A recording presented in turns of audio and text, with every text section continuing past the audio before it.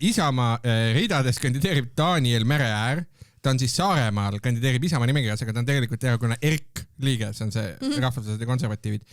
Ja ta kirjutas, vanasti ei olnud naistel valimisõigust ega õigust igal pool sõna võtta, tundub vägagi, et sellel oli sügav mõte. Ja siis Delfis Elisabeth Voomets on rääkinud ka Riina Solmaniga, kes on Isamaa naiskogu liige. Ja tihti ei juhtu vaata seda, et ma tunnen nagu Riina Solmanile kaasa.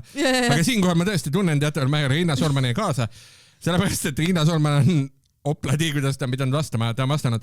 Ma ei ole temaga rääkinud, mis see mõte seal taga oli, aga ma kaldun arvama, et inimesed ei ole nii pahatahtlikud erinevate sugude suhtes, nagu meil on mehi ja naisi võrdselt, et on võrdselt lugupidavad üksteise suhtes.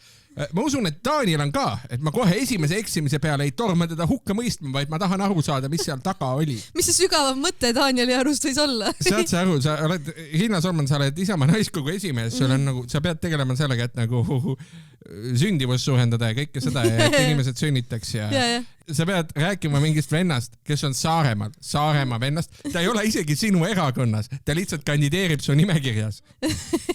Ta ütles, et ERK-i liikmed kandideerivad Isamaa erakonnas seetõttu, et kahel erakonnal on ühisosa konservatiivse maailmavaate näol.